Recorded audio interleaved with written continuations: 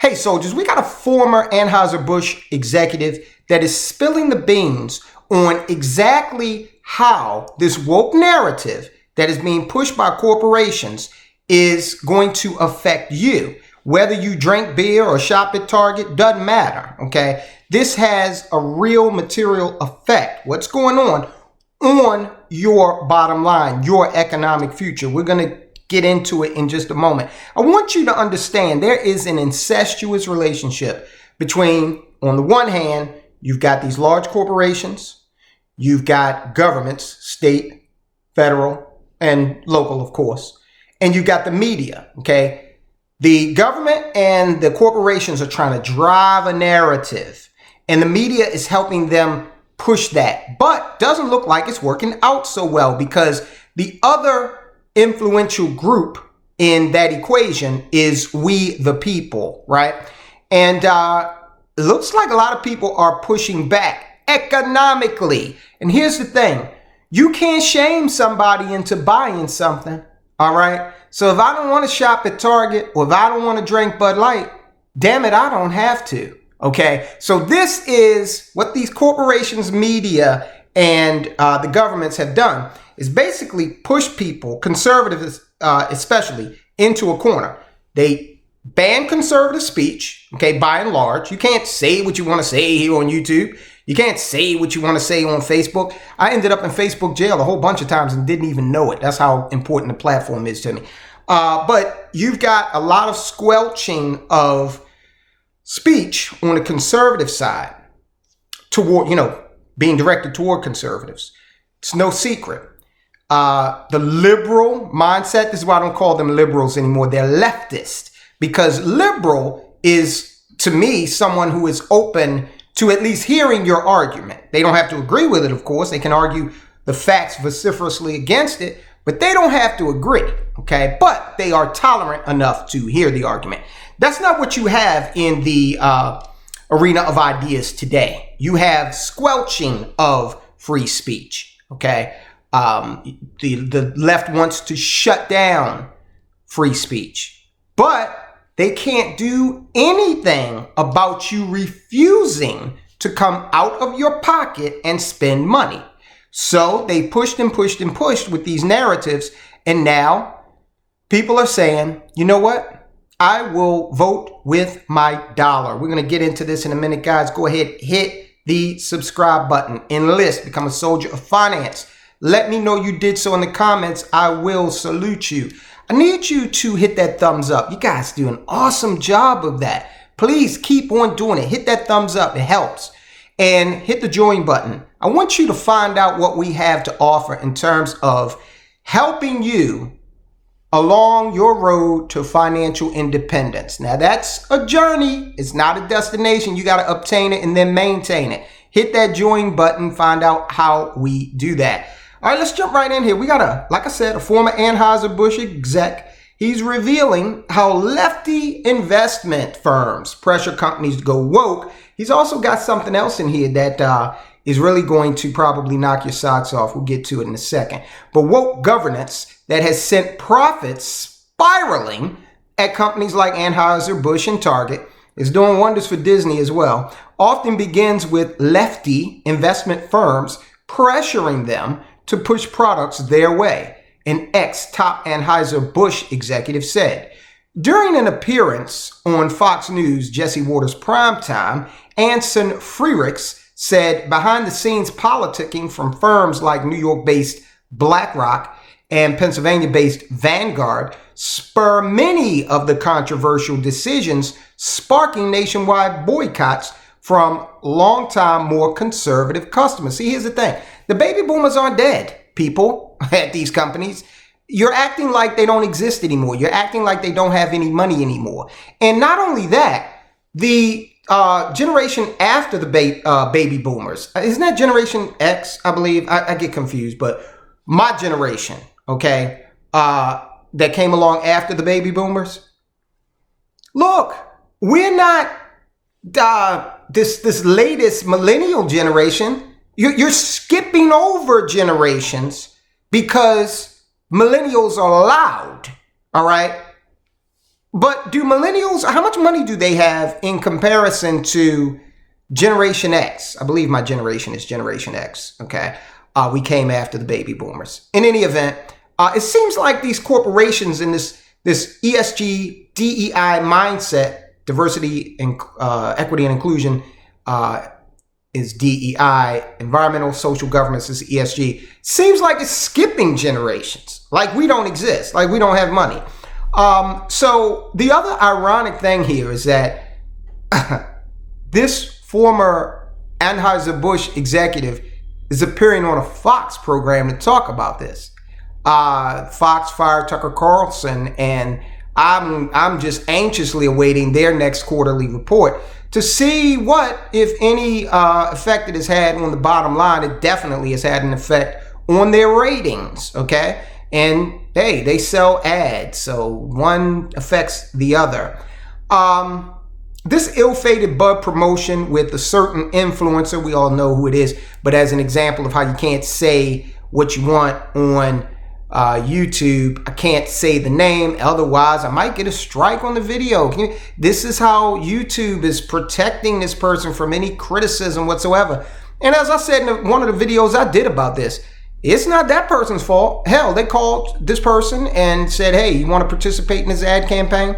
And apparently they said, cool. And let's do it. What the hell was this person supposed to do, right? Say, no, I don't want your money. Keep it. I know I'm an influencer, but I'm going to say no to this one. Absolutely not. So the former exec over at Bud Light said BlackRock, Vanguard, and another firm, State Street, manage about $20 trillion in capital and use their clout to promote agenda politics. We've seen it, right? It's being pushed on them by progressive lawmakers overseeing government pension funds that the companies profit from. So see the tangled little cycle, all right? So believe me, all of these people are happy to push this. The State Street, Vanguard, BlackRock, they're fine with it, all right? But they're also getting confirmation of it from the lawmakers that are supposed to have an oversight role in saying, hey, look, these pension funds for our state, they need to actually perform because we've got people relying on this money when they retire. You would think that would be top of mind, but instead, agenda politics is, which is, this is your retirement money, a lot of you out there, okay? Think about this. Friedrich, what's this guy's name? Friedrichs, forgot the D, says, he's the former Anheuser Busch executive. One of the firms manages, one of those firms, BlackRock State, I think this BlackRock manages California pension system. It's the largest in the country, which makes sense because California is the most populous state in the country. California politicians can have a big say in the corporate governance and politicking of the firms they invest so heavily in. So when you go out there and you're casting that vote, because I know we have some Democrats here in the audience and we love you, but just remember when you go out and cash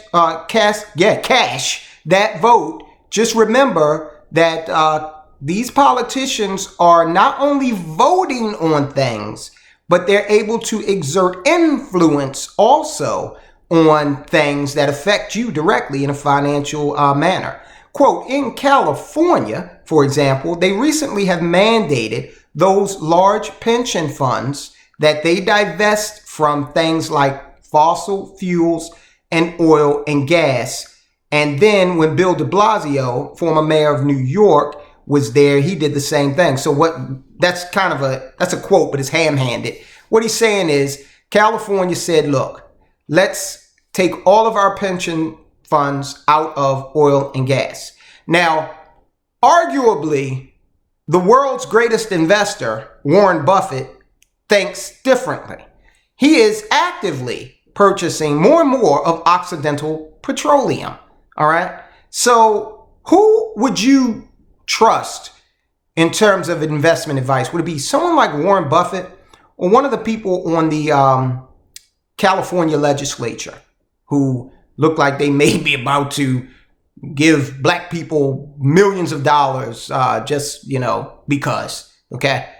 They don't sound like they understand the economy too well, especially given the deficit and debt in California.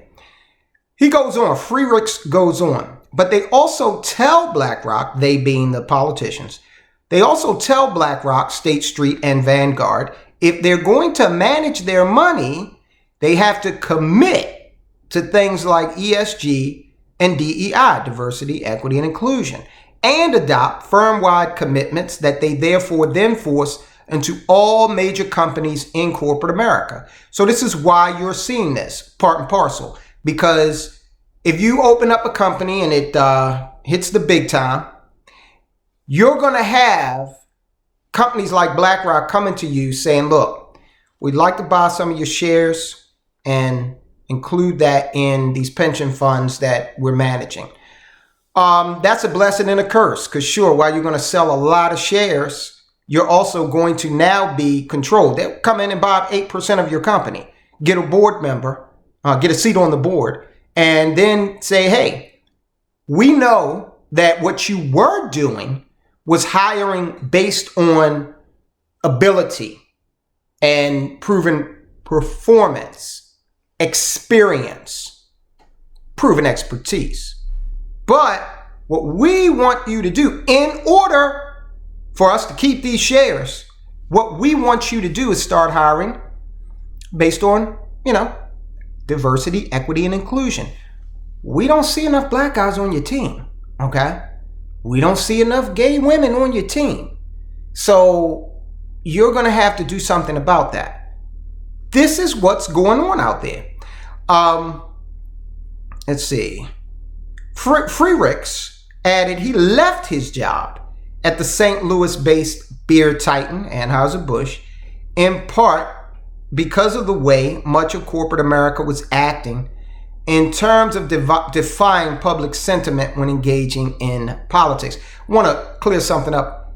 Anheuser Busch that might be the American headquarters, but Anheuser Busch InBev is an international company based in Belgium. So it's actually not an American company. Sure, Budweiser was a brand. Okay, I think back in the day, Anheuser Busch might have been an American brand. I think. I don't get into the beverage industry that heavily. But in any event, today, Anheuser Busch is an international brand. You can go on their website. They own quite a few beers. In fact, a lot of people are walking around with their chest puffed out saying, I'm striking a blow. I'm not drinking Bud anymore. And they've got like another Anheuser Busch brand in their hand. So I think that the company's so well diversified that they are getting one over on a lot of people. The gay community in San Francisco, you're not getting anything over on them though, because they said they're not purchasing.